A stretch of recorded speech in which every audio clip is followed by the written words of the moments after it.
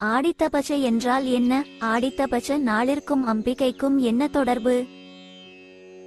ஆடி மாதத்தில் வரும் ஆடி செவ்வாய், ஆடி வெள்ளி, ஆடி ஞாயிறு, வரலட்சுமி விரதம், ஆடி 18 என அனைத்தும் அம்மனுக்குரிய நாளாகும்.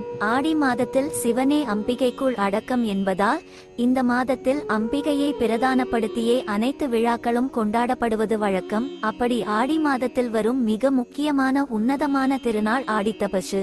இது அம்பிகை வழிபாட்டிற்குரிய நாள் மட்டுமின்றி சைவ வைணவ ஒற்றுமையை விளக்கும் நாளாகவும் அஞ்ஞானத்தை போக்கும் நாளாகவும் விளங்குகிறது. ஆடித்தபச என்றால் என்ன? இந்த விழா எதற்காக நடத்தப்படுகிறது? இதற்கு அப்படி என்ன சிறப்பு உள்ளது? ஆடித்தபச நாளிற்கும் அம்பிகைக்கும் என்ன தொடர்பு என்ற கேள்விகளுக்கான பதிலை தல வரலாறாக இங்கு தெரிந்து கொள்ளலாம். அது மட்டுமின்றி ஆடித்தபசு திருநாளன்று அம்பிகையை வழிபட்டால் என்ன பலன் கிடைக்கும் என்பதையும் தெரிந்து கொள்ளலாம். ஆடி மாதத்தின் அனைத்து நாட்களும் அம்மன் வழிபாட்டிற்குரிய நாட்களாகவும் அம்மனே அனைத்துமாக இருப்பதால் ஆடி மாதம் அம்மனுக்குரிய மாதம் என சொல்லப்படுகிறது. ஆடி மாதத்தில் வரும் மிகச் சிறப்பான மிக முக்கியமான விழாக்களில் ஒன்று ஆடித்தபசு. இது அம்பிகையை மட்டுமே முதன்மைப்படுத்தி கொண்டாடப்படும் ஒரு விழாவாகும். அதுவும் திருநெல்வேலி மாவட்டத்தில் உள்ள சங்கரன் கோவிலில் ஆடித்தபசு விழா ஆண்டுதோறும் வெகு விமர்சையாக தேரோட்டத்துடன் கொண்டாடப்படும். இதற்கு காரணம் ஆடித்தபசு விழா உருவானதே சங்கரன் கோவில் தலத்தை வைத்துத்தான். ஆடித்தபசு என்றால் என்னவென்று தெரிந்து கொள்ள வேண்டும் என்றால் அதற்கு முதலில் சங்கரன் கோவில் திருத்தலத்தின் வரலாற்றை பற்றி தெரிந்து கொள்ள வேண்டும். சங்கன், பதுமன் என்ற 2 நாக வம்சத்தை சேர்ந்த அரசர்கள் இருந்தார்கள். இவர்களில் சங்கன் என்பவர் சிவபெருமானையும் பதுமன் என்பவர் பெருமாளையும் வழிபட்டு வந்தனர். இவர்கள் இருவருக்கும் இடையே தான் வணங்கும் கடவுள்தான் பெரியவர் என்ற வாக்குவாதம் வரும். நாளடைவில் இது பெரிய பிரச்சனையாக மாறியது. இதனால் இதற்கு தீர்வு காண்பதற்காக அன்னை பராசக்தியிடம் இருவரும் சென்றனர். சிவன், விஷ்ணு இருவரில் யார் பெரியவர் என தங்களின் சந்தேகத்தை கேட்டனர். இதை கேட்ட அன்னை இருவரும் ஒன்றுதான் என்றார். இதை எப்படி தாங்கள் ஏற்றுக்கொள்வது என அவர்கள் பார்வதியிடமே கேட்டனர். அதற்கு உரிய காலம் வரும் என பதிலளித்து அவர்களை அனுப்பி வைத்தாள் அம்பிகை. பிறகு சிவபெருமானிடம் சென்ற அம்பிகை நாக அரசர்கள் மட்டுமின்றி அனைவருக்கும் ஹரியும் ஹரனும் ஒன்று தான் என்பதை உணர்த்த இருவரும் சேர்ந்து காட்சி தர வேண்டும் என கேட்டுக்கொண்டார். ஆனால் சிவபெருமானோ அது அவ்வளவு எளிதானதல்ல. ஒரு பெரிய விஷயம் நடைபெற வேண்டும் என்றால் அதற்கு பெரிய தவம் செய்திருக்க வேண்டுமே என்றார்.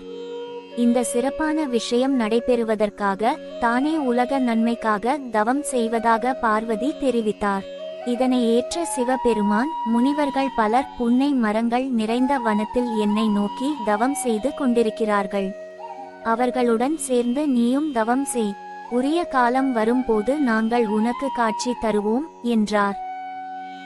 அம்பிகை தவக்கோலத்துடன் புறப்பட்ட போது தேவலோக பெண்கள், பணி பெண்கள் என அனைவரும் அன்னையுடன் தாங்களும் வருவதாக கூறி பசுக்களின் வடிவில் கூட்டமாக அன்னையுடன் புன்னை மரவனத்திற்கு வந்தனர். அங்கு ஊசி முனையின் மீது ஒற்றை காலில் நின்று அம்பிகை கடும் தவம் புரிந்தாள். தேவர்கள், முனிவர்கள், அம்பிகை ஆகியோரின் தவத்திற்கு மகிழ்ந்து ஒரு பாதி சங்கரனாகவும் மறுபாதி நாராயணராகவும் இணைந்த வடிவமாக சங்கரநாராயணராக இறைவன் காட்சி தந்த திருநாள் தான் ஆடித்தபசு திருவிழாவாக கொண்டாடப்படுகிறது. கோவாகிய பசுக்கூட்டத்துடன் மதி போன்ற அழகிய முகத்துடன் வந்து தவம் செய்ததால் இந்த அம்பிகைக்கு கோமதி அம்மன் என்றும் ஆவுடை நாயகி என்றும் பெயர். கோமதி என்ற சொல்லுக்கு பசு கூட்டத்துடன் வந்து மதியாகிய ஞான நுட்பத்தால் ஊசி முனையில் நின்று தவம் செய்த அன்னையின் வைராக்கியத்தை குறிப்பதாகவும் அர்த்தம். சங்கரன் கோவில் சிவ தலமாக இருந்தாலும் இங்கு பிரதான தெய்வமாக கோமதி அன்னையே அருள் புரிகிறாள். ஆடித்தபசு அன்று மஞ்சள் ஆடையில் தவக்கோலத்தில் கோமதி அம்மன் காட்சி தரும் வைபவமும் சங்கரநாராயணர் திருக்காட்சி அளித்த வைபவமும் நடைபெறும். ஆடித்தபசு அன்று கோமதி அம்மனை வழிபடுபவர்களுக்கு அனைத்து நலன்களும் கிடைத்திடும் என்பது ஐதீகம். இந்த ஆண்டு ஆடித்தபச திருநாள் ஜூலை 21ஆம் தேதி ஞாயிற்றுக்கிழமை ஆடி பெளர்ணமி அன்று வருகிறது. இந்த நாளில் சங்கரன்கோவில் செல்ல வாய்ப்பு உள்ளவர்கள் அங்கு சென்று கோமதி அம்மனை தரிசிக்கலாம். அப்படி முடியாதவர்கள் அருகில் உள்ள அம்மன் கோவிலுக்கு சென்று வழிபட்டு விட்டு வரலாம். ஆடித்தபசு அன்று அம்மனை வழிபட்டால் திருமண வரம் கூடி வரும் என்பது நம்பிக்கை. அதோடு மங்களகரமான வாழ்க்கை அமையும், வேண்டிய வரங்கள் கிடைக்கும்.